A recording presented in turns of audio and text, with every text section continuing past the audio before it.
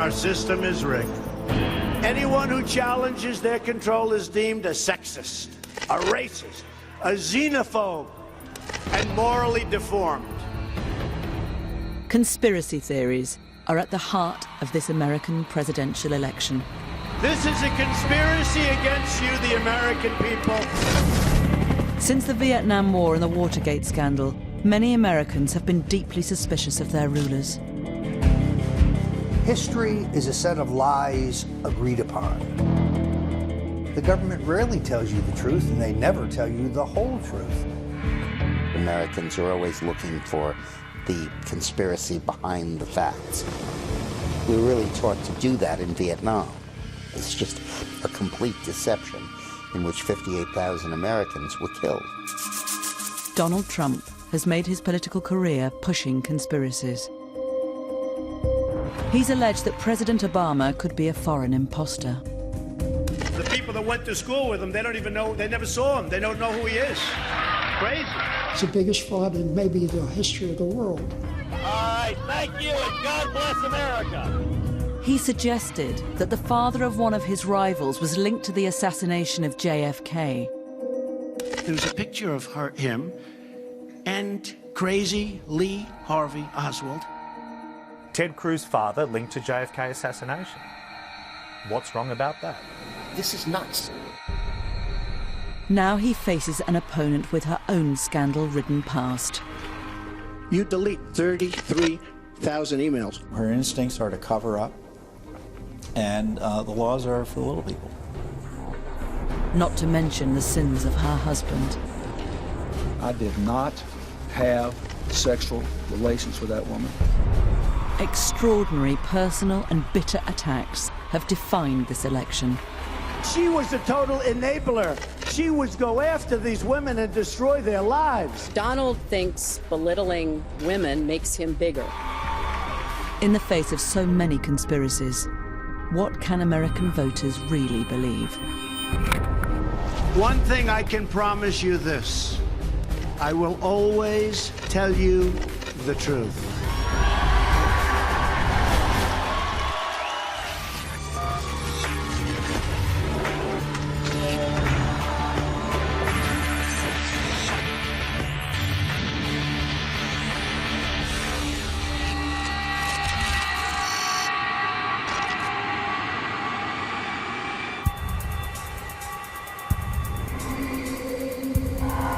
Prepared to take the oath, Senator? I am. In January 2009, Barack Obama was sworn into office as America's first ever black president. That I will... Barack Hussein Obama is not the most common name in the United States.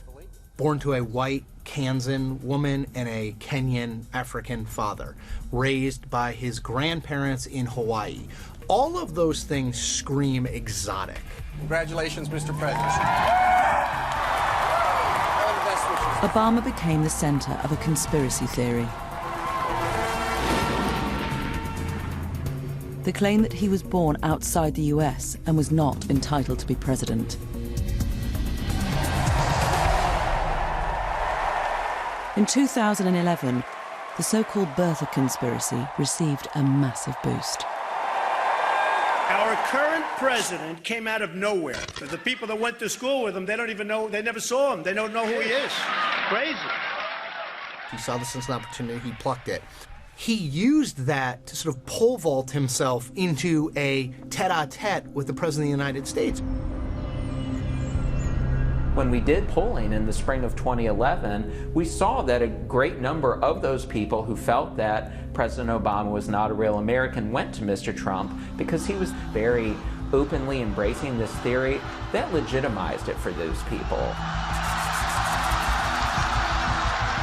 I think that Trump has an ability, because of his stature, because of his name identification and the fact that he's so well known, to take issues that are not in the mainstream and inject them into the mainstream.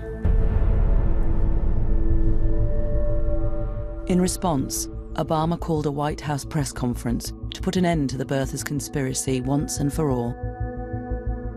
We do not have time for this kind of silliness. We got better stuff to do.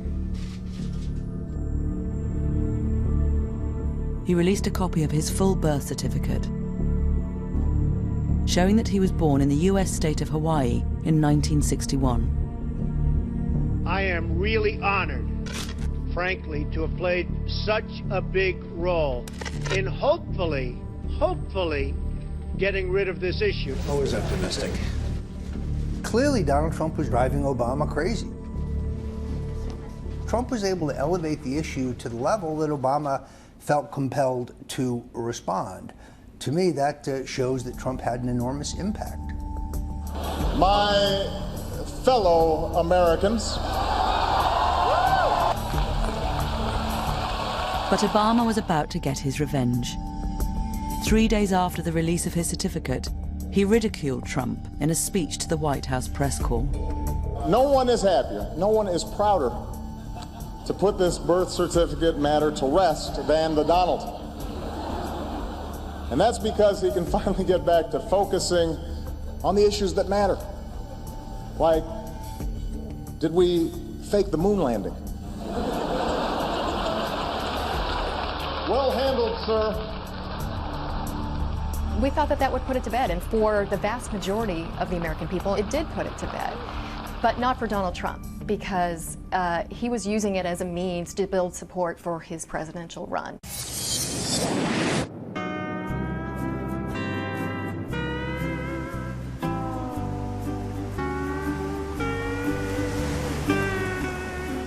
If Obama thought the release of his birth certificate would kill the conspiracy, he was about to get a shock.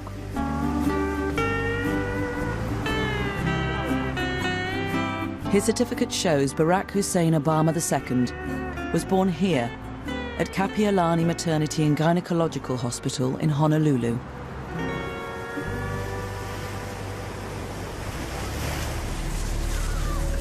But within days, it was labeled a fake. And leading the charge was the recently humiliated property tycoon and reality TV star, Donald Trump. He is a citizen. He produced that long-form birth cert. Well, a lot of people don't agree with you, and a lot of people feel it wasn't a proper certificate. Orly Tates is a Californian dentist, originally from Moldova, and a leading light in the birther movement. She believes she found a mistake in how Obama's father's race was recorded and thinks it indicates forgery. This is so bad. It's like it's done by a retarded 5-year-old. In those years, in 1961, when they were describing races on birth certificate, they would put white, Asian, or Negro, or black. In Barack Obama's alleged birth certificate on this piece of garbage, they're saying African. Well, they didn't use the word African. This is not linguistics of 1961 that was created today using the wording of today.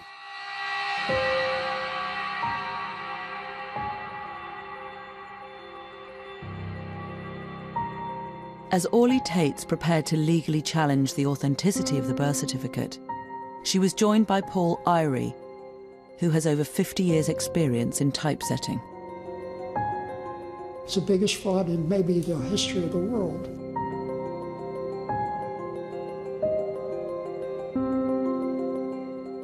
He says there is evidence that the certificate was forged on a computer. Here, black letters are printed on paper that is solid green. But around the letters are white, halo-like outlines. White on a back document that is printed on a green paper? How does the green go away? It can't. We see white, and the printer doesn't print white. White can't show up on that document. And that is proof by itself, beyond a question. Numerous legal challenges over the birth certificate have all been thrown out. But the birthers are not giving up. I've been accused of being wacko. I don't present evidence to people that's a lie. I concoct it. Look, I'm a Christian. I don't lie. I'm known for that. Donald Trump claimed he was so concerned that he was also investigating Obama's birth certificate.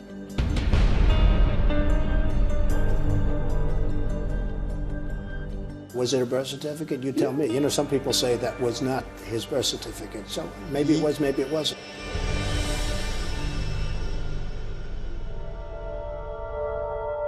So just how credible is the evidence that the certificate is a fake?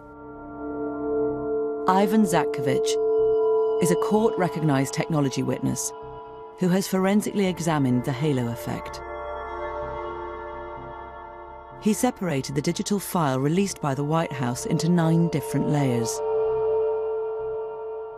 From this, he deduced it was a scan of the original birth certificate, produced using OCR, an optical character recognition program. One of the things that OCR software does to enhance the edges is to create contrast enhancement. Contrast enhancement has multiple effects. It will make the black text blacker. It will make the background slightly lighter, sometimes causing what's called a halo effect. Purely based on the evidence of that PDF itself, I would be probably 80 to 95% confident that the layers were produced by simple contrast enhancement and OCR. The theories of the forgeries are easy to disprove. President Obama is the least transparent president in the history of this country. If he gives his passport applications and records, I will give to a charity of his choice a check immediately for $5 million. It doesn't matter whether you're black or white or Hispanic or Asian. Obama didn't take Trump up on his offer and went on to get re-elected in 2012. Gay or straight, you can make it here in America if you're willing to try.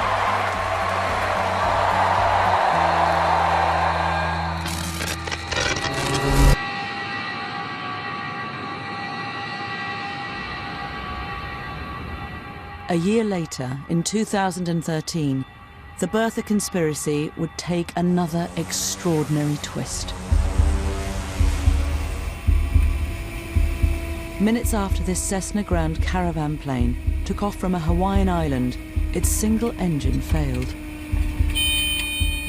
Looking outside, you know, can I make it to land? No, there's no way. Okay, prepare for ditching.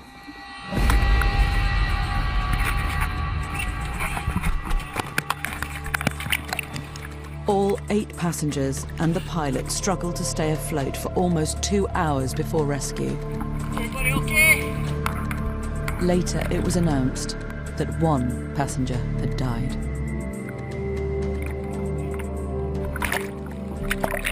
Loretta Fuddy was the Hawaiian health official who had authenticated Barack Obama's birth certificate.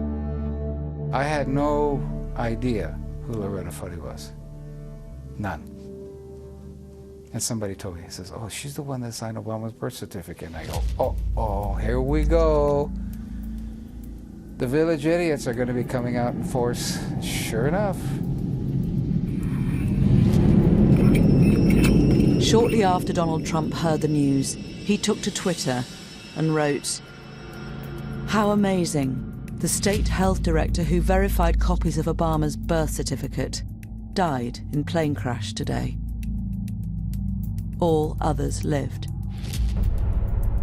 The director of health who had the birth certificate died today and everybody else lived. What does that mean? Neil Abercrombie appointed Loretta Fuddy while he was the governor of Hawaii. The implication of that tweet is that she's dead and that somehow is connected to the President of the United States in some ill-conceived and misbegotten attempt to prove where he was born. That is it goes beyond an individual sickness.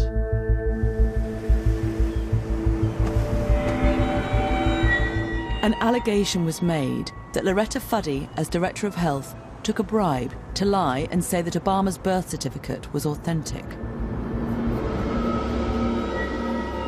Bertha Doug Voigt, claims he found evidence in her financial records that her debts were being paid off at a rate exceeding her official income. If she paid off $70,000 worth of debt with lowered mortgage and credit card stuff, then where'd the extra money come from? She's short at least $50,000.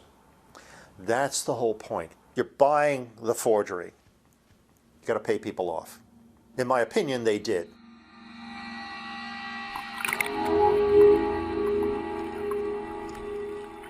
The timing of her death made Voigt suspicious, because the previous week he'd told a radio show what he thought he'd found out about her.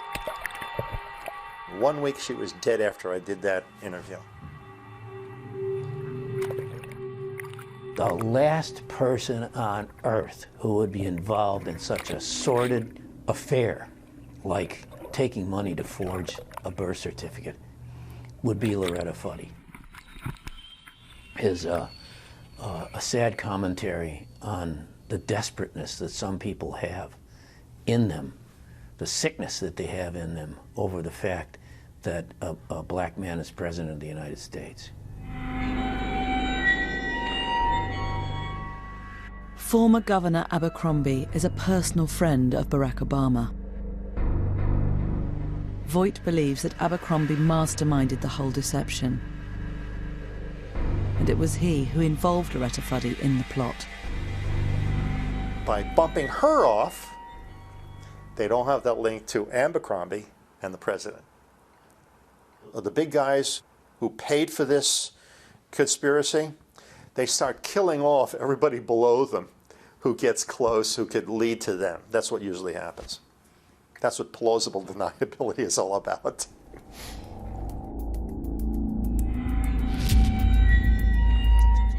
If someone put a small bomb over the magneto and blew up the magneto, it would end the voltage to the cylinders and the plane would lose power, just off the bat, just like that.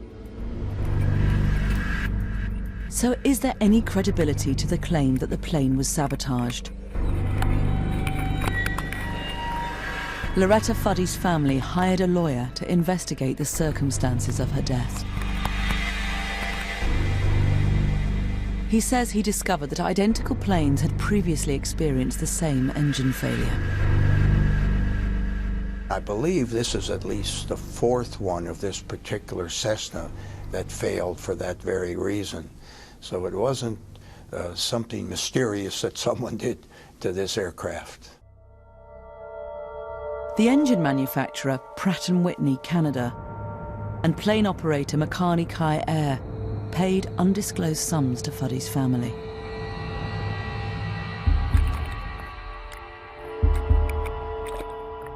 Fuddy's autopsy revealed the cause of death was heart failure as she struggled to stay afloat in the water. Her family's lawyer found no evidence of suspicious payments in her accounts. But these facts are not enough to persuade the most committed birthers. I don't believe them as far as I can throw them. Got the picture? It's like Churchill not believing of a word that came out of Hitler's mouth. Same thing. Good analogy? Got it.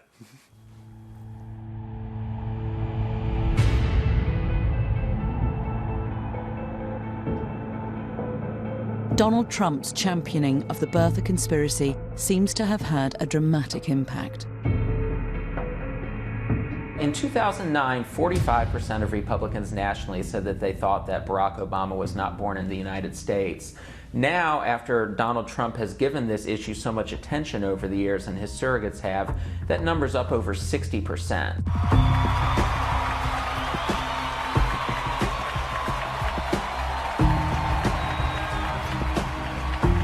Ironically, Trump himself had gone as far as he could with the birther movement and put the whole thing to bed earlier this year. President Barack Obama was born in the United States, period.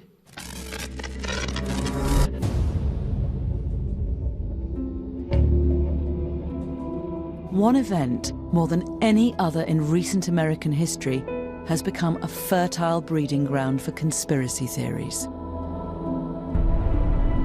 Something has happened in the motorcade route. Stand by, please.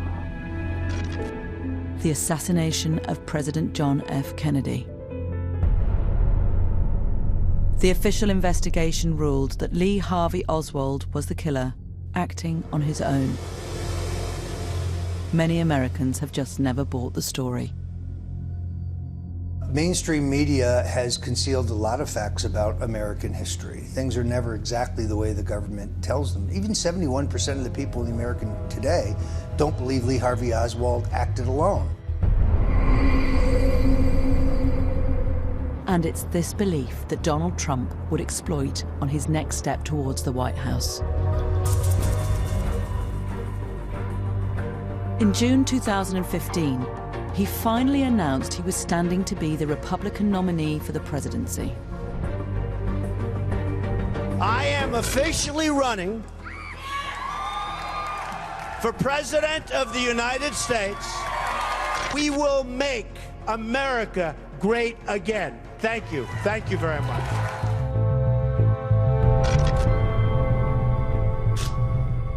Trump's biggest challenger was Senator Ted Cruz from Texas.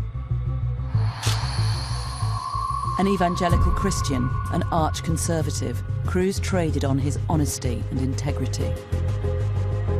Do we support a campaign that is based on yelling and screaming and cursing and insults?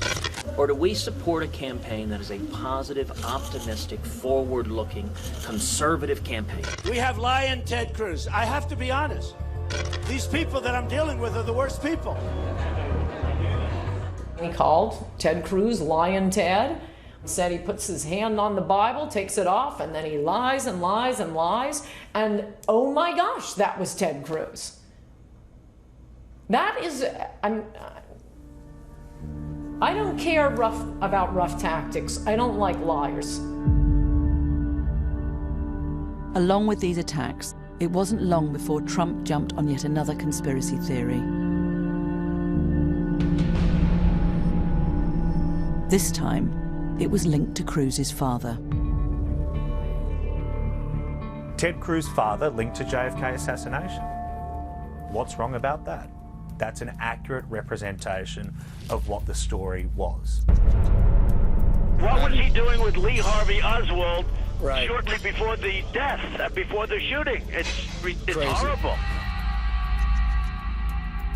Donald Trump, by invoking the Inquirer report, was able to elicit a response from Ted Cruz that effectively made him a spontaneously combustible political candidate. Now, let's be clear. This is nuts. This is not a reasonable position. This is just kooky. And while I'm at it, I guess I should go ahead and admit, yes, my dad killed JFK. He is secretly Elvis, and Jimmy Hoffa is buried in his backyard. This man is a pathological liar. Why did Trump raise this? To get under Ted Cruz's skin. Did it work? Like a charm. Ted got emotional about it, and I think he got emotional about it because it was his father. Like, when you run for president, the idea that it would bring pain on your family is an emotional thing. I don't know his father. I met him once. I think he's a lovely guy. All I did is point out the fact that on the cover of the National Enquirer, there was a picture of him and crazy Lee Harvey Oswald. But they never denied. Did anybody ever deny that it was the father? They're not saying, oh, that wasn't really my father. It's a little hard to do, because it looked like him. Rafael Cruz was born in Cuba. During the Cuban Revolution, he fought with Fidel Castro's rebels against the ruling military dictatorship. He fled to America in 1957. America is the land that welcomed my father as a penniless immigrant. He'd seen oppression, prison, and torture in Cuba. And for him, America was hope.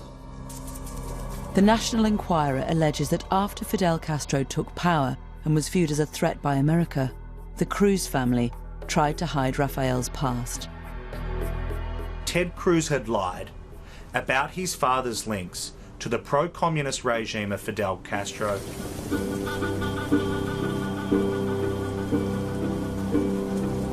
It was investigative journalist Wayne Madsen who first looked into Rafael Cruz's background in detail. He believes the photograph is evidence of a much deeper conspiracy. He identified the similarities between Rafael Cruz and the man beside JFK's killer. He's never told anybody where he was on August the 16th, 1963, although there's some photographic evidence that would show that there's a guy that looked an awful lot like him standing there with Lee Harvey Oswald on August the 16th, 1963. But it's a yes or no. It's a simple question which he's never answered. After a return visit to Cuba, Rafael Cruz claimed he became disillusioned with Fidel Castro's brand of communism. We all thought he was the solution to the dictatorship that was in Cuba. We were all fooled.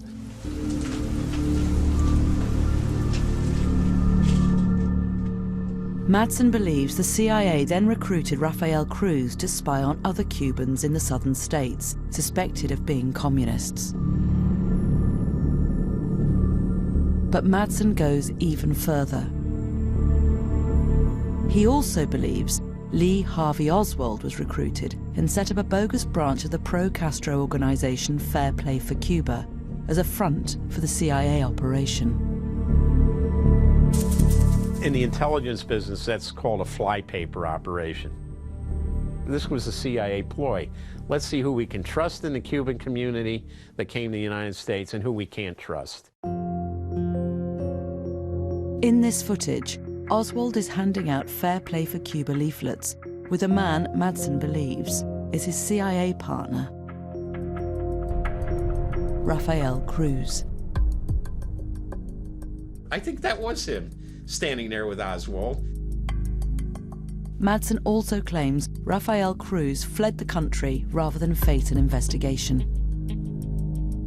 I believe Rafael Cruz in 1967, when the New Orleans district attorney was going full steam ahead with this investigation of the Kennedy assassination, that Rafael Cruz, in order not to be called as a witness by the New Orleans district attorney, used his connections in the oil industry to leave for Calgary. Rafael Cruz denies he was in New Orleans at the time and has called the claims ludicrous.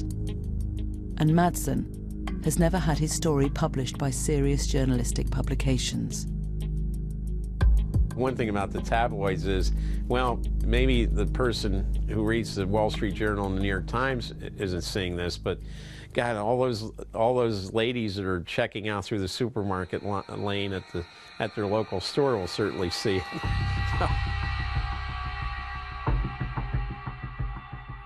But is the evidence that Rafael Cruz was with JFK's killer credible? Garbage. Garbage. You know, I think that's the problem. It's easy to throw garbage into the middle of our national political conversation now in a way that it never was before. Even the National Enquirer couldn't be certain it was Rafael Cruz, despite their dramatic headline. In our article, we actually discounted the story to some extent. We said that there were some experts who said that they couldn't conclusively identify one way or the other if indeed the man in the photograph was Ted Cruz's father. 99% of their publication, it's all fabrication. I guess you could call it entertainment for the conspiracy-minded. There's just no evidence that Rafael was anywhere near Lee Harvey Oswald, so no, it's just bogus. But the damage was done. I've said that I would continue on as long as there was a viable path to victory. Tonight, I'm sorry to say, It appears that path has been foreclosed. I humbly and gratefully accept your nomination for the presidency of the United States.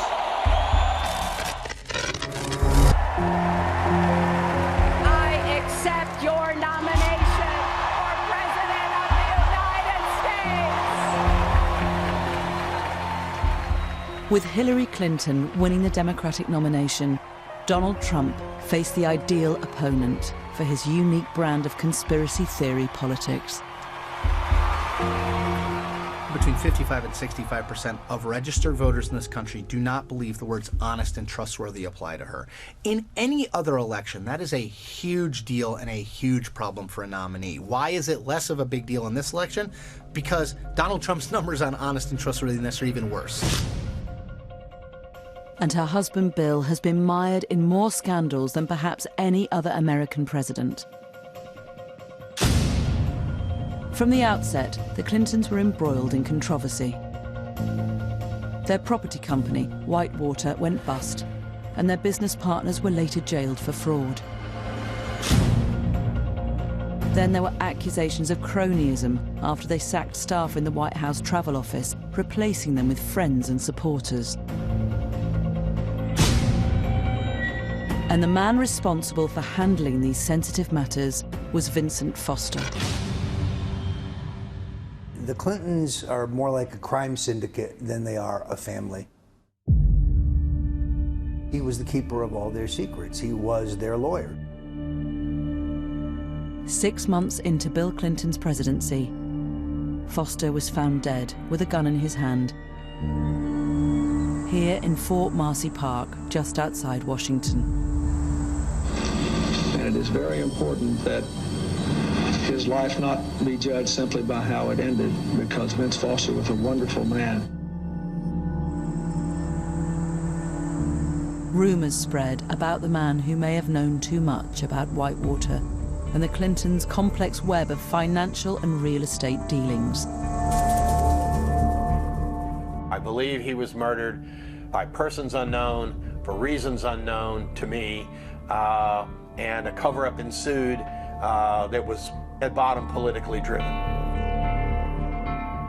23 years after Foster's death, Donald Trump reinvigorated the conspiracy. A lot of people are very skeptical as to what happened and how he died. I know nothing about it. But again, if you people reveal something to me, I'll answer it the appropriate way. Donald Trump, it seems to me, understands that the people who believed in those theories, the Clinton haters, if you will, exist and were ready to be reactivated out there on the internet, and that by sending these signals to them, he would have a certain constituency. He's rallied that constituency. Some of Trump's closest allies accuse Hillary Clinton of criminally covering up the circumstances of Foster's death. My own research indicates that Hillary Clinton had 2 of her flunkies move the body to Fort Marcy Park so that Vince Foster's office would not become a crime scene. Why do I think his body's dumped? Well, they find his body 30 yards down a muddy trail, but there's no mud or dirt on his shoes, none whatsoever. There are carpet fibers all over his suit, however. That's because they rolled him in a carpet to get him out of there. Later, it is claimed secret papers were removed from Foster's White House office.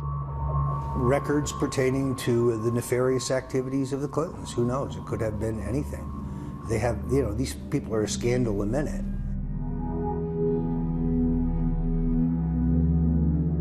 This suicide note has been the source of many claims that Foster's death is suspicious. I agree with Donald Trump when he claimed that he believes this to be fishy.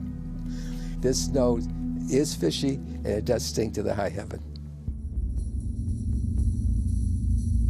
Confusion exists about exactly how it was found. A police team searched Foster's office 2 days after he was found dead. White House lawyer Bernard Nussbaum says he searched Foster's briefcase and told a police officer there was nothing in it. He definitely indicated that the briefcase was empty, and then again spread the opening wide and looked in it a second time. 3 days later, the note was found by a White House staff member in the same briefcase, torn into 27 pieces, despite Nussbaum's claim that it had been empty. If the note had been in the bottom of that briefcase, he would have seen it.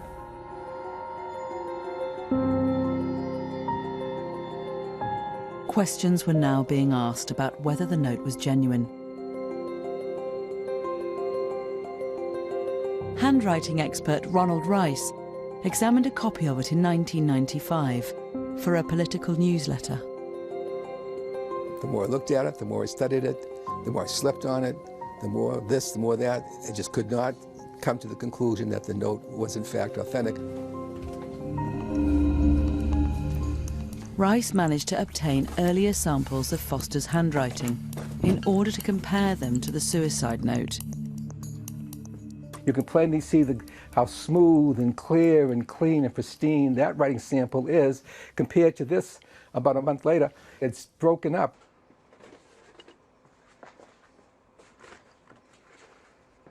We have two words which read Clinton, Clintons, plural. You can plainly see on the known Vincent Foster, capital C is different from the question capital C. The I in the N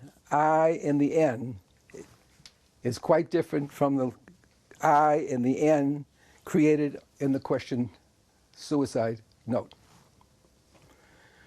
The T is obvious. This is the known T. This is supposed to be the stem in the question document of Clinton. So we have in excess of 14 points of dissimilarity. Not similarity, dissimilarity. For Rice, this means only one thing: forgery. On a scale of 1 to 10, probably a 2, amateuristic, sloppy. I've seen better by kids.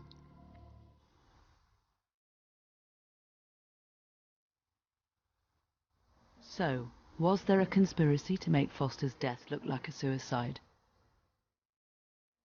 Official investigations found that Foster shot himself in the mouth, resulting in an exit wound in the back of his head, a clear indication of suicide.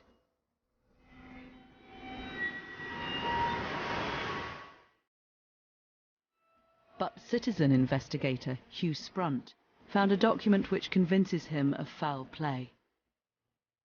We found the medical examiner's report, which is a 2-page report. It's a Virginia medical report. It's a report by Dr. Howe. Sprunt believes that in the report the location of the exit wound on Foster's body has been altered. You look at the word that looked like it was kind of eliminated. It's 4 letters. Could it be neck? An exit wound in the neck could suggest an alternative to suicide. And Sprunt discovered a second reference to the neck. Whoever did the alteration, because clearly it was altered, didn't notice the word neck on page 2, so the document as it officially exists is completely inconsistent because of the alteration. I believe he came to grief elsewhere. I believe, in fact, he was murdered elsewhere. Despite the passing of more than 2 decades, the issue resonated with US voters after Donald Trump raised it.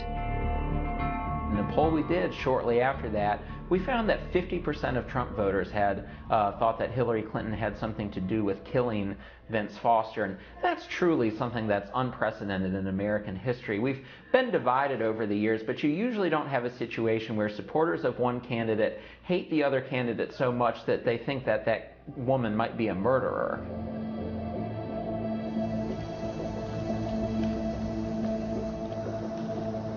Dr. Donald Hout was the only medical examiner to inspect Foster's body in Fort Marcy Park. This is the first time he has returned to the scene since that day in 1993. There's one of the cannons. See it? See it?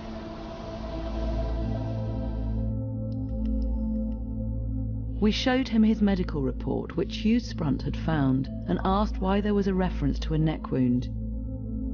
He says it is a record of what police initially told him before he examined the body. That was what was reported to me, but not what I saw.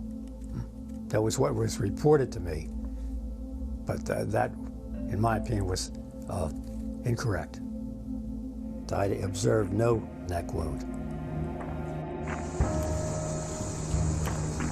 Dr. Hout also rejects conspiracy theories that Foster did not die in the park, or that there was foul play.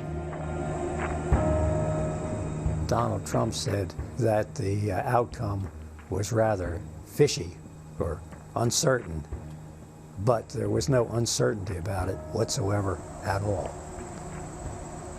Without question, he killed himself. Yes, without question.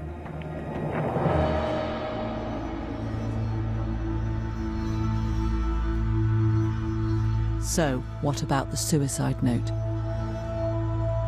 I'm not a conspiracy theorist. Prove me wrong. Prove me wrong.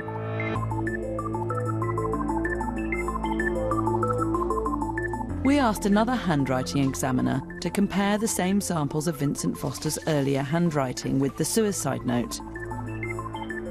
It's not a forgery because there's too many similarities. I don't think anybody can recreate this baseline without knowing how he held a pen and the angle of the pen and where his fingers were held. And then that alone is hard enough to recreate. But to do it in the same words, it's not possible. I've never seen it done like that. I'm completely confident, and I would take an oath in a court, that the suicide note was performed by the same writer who wrote the known writings.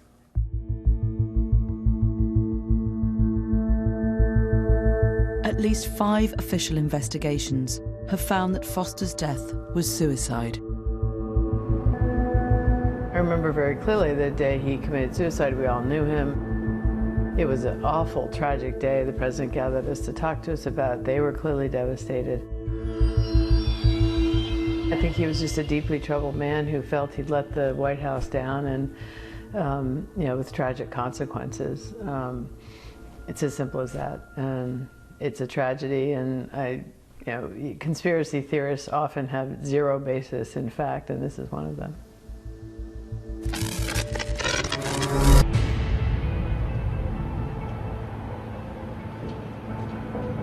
But this wasn't the only controversy the Clintons faced in the 90s.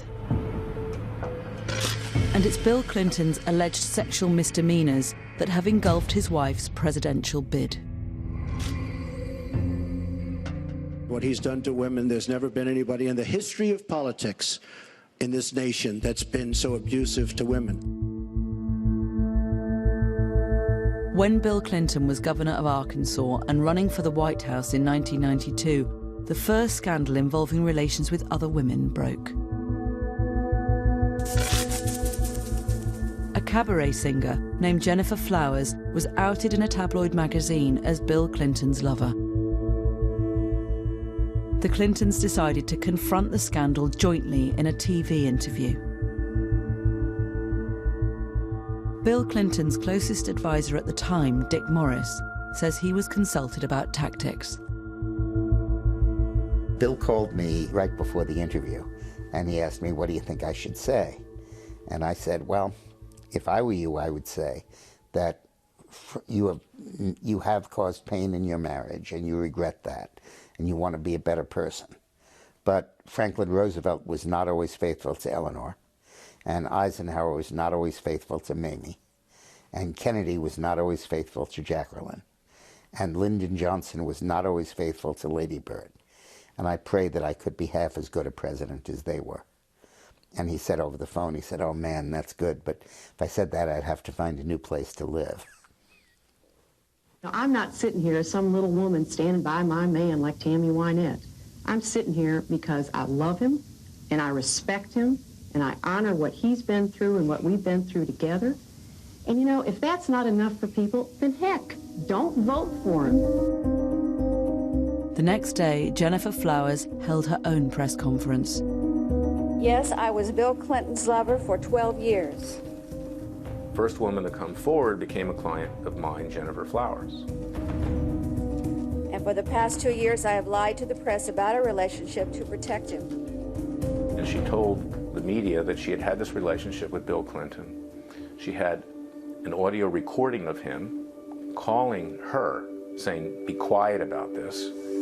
Judge for yourself if this is the way a man talks to a woman who is just a friendly acquaintance. If they ever hit you with it, just say no and go on. There's nothing I can do. Raise your right hand and repeat after me. Nevertheless, Bill Clinton was elected president later that year. So help me God. Congratulations. But another sex scandal followed. In 1998, a White House intern called Monica Lewinsky claimed that the president had engaged in sexual activity with her in the Oval Office. True to form, Bill Clinton went into denial mode. I did not have sexual relations with that woman, Miss Lewinsky. It took us a year to prove that the conspiracy theories about Bill Clinton and Monica Lewinsky were true. Luckily, she kept the dress. But you have to prove the scandals of Democrats with DNA. Indeed, I did have a relationship with Miss Lewinsky that was not appropriate. Other women came forward to allege affairs with Bill Clinton. But allegations were also circulating that Hillary Clinton had enabled her husband's behavior by trying to silence women who came forward. This is Hillary's modus operandi. It's not that she's an enabler. She's, frankly, a criminal that tries to obstruct justice and keep people from talking. One of Bill Clinton's closest advisors at the time, Dick Morris, claims he was told about what was going on. Bill's chief of staff and Hillary's close friend sat down with Bill and got a list of all of the women he was involved with. And she told me it was certainly more than a dozen. And she hired detectives to dig up dirt on each of these women. And then went to the women and said, if this comes out, we're going to say this and this and this about you. Your abortion, your previous divorce, your bankruptcies, your student loans, your cheating, your shoplifting, what have you. And they dug up that dirt to intimidate the women into silence.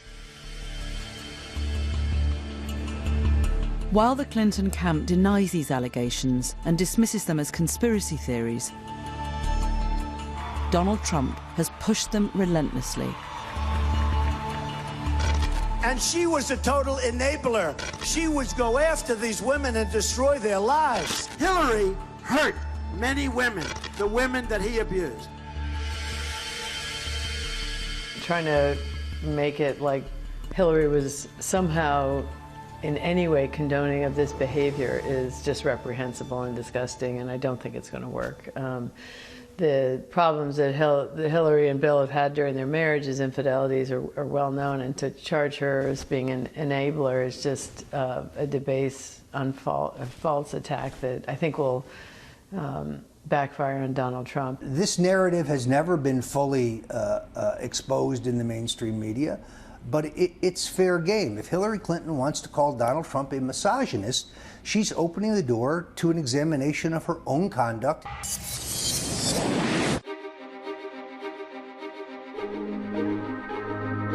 The scandals surrounding Hillary Clinton can sometimes seem endless. The most recent concerned her period as Secretary of State under President Obama. It emerged that she used a private email server for official business. Hillary Clinton created an illegal private email server, deliberately, willfully, and with total premeditation. Premeditation. Could be the first way was right, actually. Some in the intelligence community watched in amazement at what was playing out in public in relation to the handling of America's secrets. The fact that someone who was the Secretary of State had, in this instance, the bad judgment to set it up this way and the even worse judgment to try to attempt to defend it. I did not email any classified material to anyone on my email. There is no classified material. Following a subpoena for work-related emails, Hillary Clinton's team deleted over 33,000, claiming they were personal. The FBI recovered some of them and found that thousands were work-related, and some were classified. From an additional 30,000 emails that she did hand over, the FBI found 110 of them were also classified. And here now you have Secretary Clinton saying there was no classified. And after it was pointed out that, well, that is classified, then the claim became, well, they weren't classified at the time the emails were sent. And again, that's inconceivable for someone of my background. Information doesn't get classified by sitting on a server. It begins life as either classified or unclassified information. It's either criminal or it's incompetent. It's one or the other. And neither's acceptable to be president. I would lose respect for a whole bunch of intelligence organizations around the planet if they had not had full access to that server and were not, as we speak, thumbing through all the emails that were available.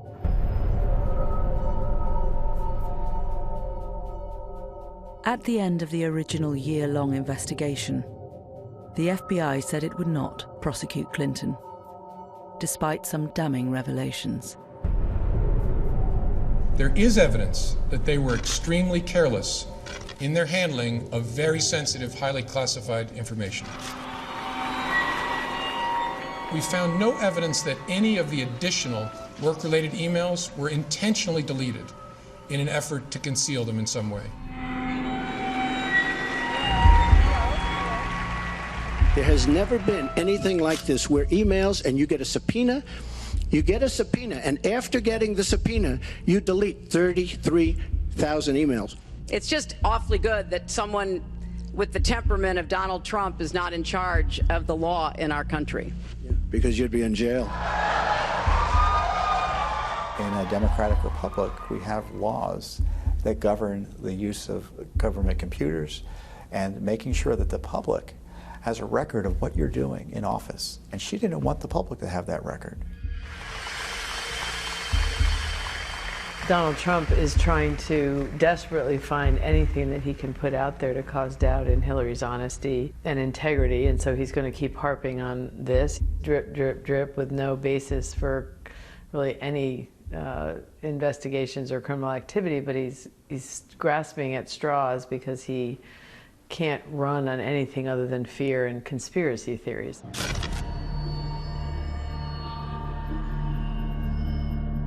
The FBI's decision is outrageous. This is elite deviance. This proves yet again that there are some people in the country so powerful, so connected, so wired, that the law just doesn't apply for them. The Clintons have skated on this basis for a long time. When Hillary Clinton complains about conspiracy theories, it's usually because she doesn't like the idea that people are talking about her misconduct, and she tries to label it as a conspiracy theory to keep people away from talking about it. Mrs. Clinton has a record of corruption. That's not a conspiracy theory. But just 11 days before the election, the FBI announced it was reopening the investigation. And some in the Clinton camp now allege a conspiracy against them. She's complaining about how the timing is political and it's all out about her election. The timing is a result of her efforts to cover it up and the State Department's efforts to enable it. And these records should have been released years ago. But despite his relentless attacks on Hillary Clinton, Donald Trump has not had everything his own way. An increasingly hostile media has dug up a huge amount of dirt on him. I did try and fuck her. She was married. It's huge news. I moved on her like a bitch, but I couldn't get there, and she was married. This was locker room talk. I'm not proud of it. Since the recording was leaked, more than 10 women have publicly accused Donald Trump of sexual assault. But according to Trump, he himself has now become the victim of a conspiracy. These attacks are orchestrated by the Clintons and their media allies. The only thing Hillary Clinton has going for herself is the press. Without the press, she is absolutely zero. The media, they need to say something other than racist Hitler, in order to attack Donald Trump. But oh, Hillary, isn't she great? She's a girl doing all this. It's amazing. She's doing it backwards and in heels. And our system is rigged. Anyone who challenges their control is deemed a sexist, a racist, a xenophobe, and morally deformed.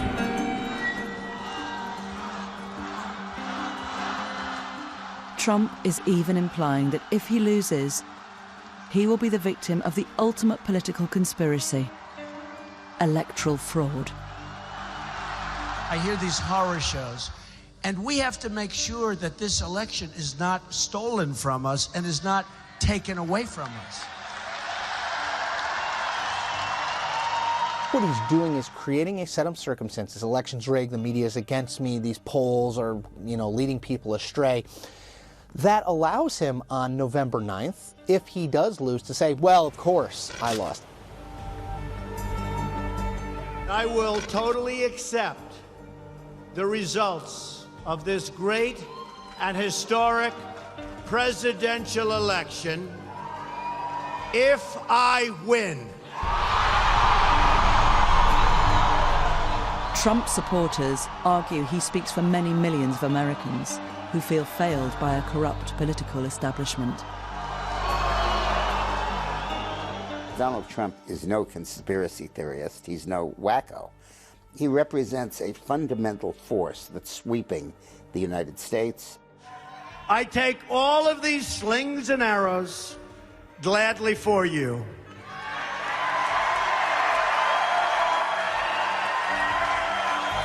He's not an ideologue. He's not a reactionary. Certainly isn't a racist. But he's certainly not out of charm school.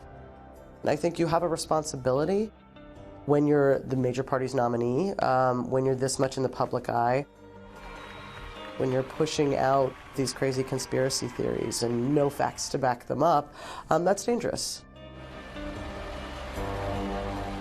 Let's be very clear. The Clintons are not just facing defeat, they're facing prison, prosecution and prison. And therefore it's all or nothing for them. I think they'll do anything necessary to win this election, including cheating. He refused to say that he would respect the results of this election, and that is a threat to democracy. This is a conspiracy against you, the American people, and we cannot let this happen or continue.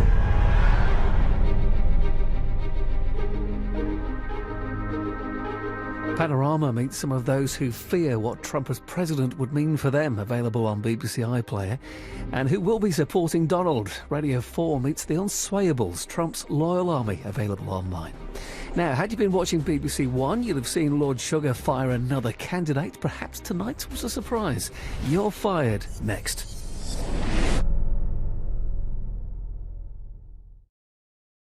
How diverse is that place? How representative are our representatives? Whether or not here will have an equal chance as his white counterpart to succeed in Britain is really what this programme's all about. Could he actually dare to be a Prime Minister? Will Britain ever have a black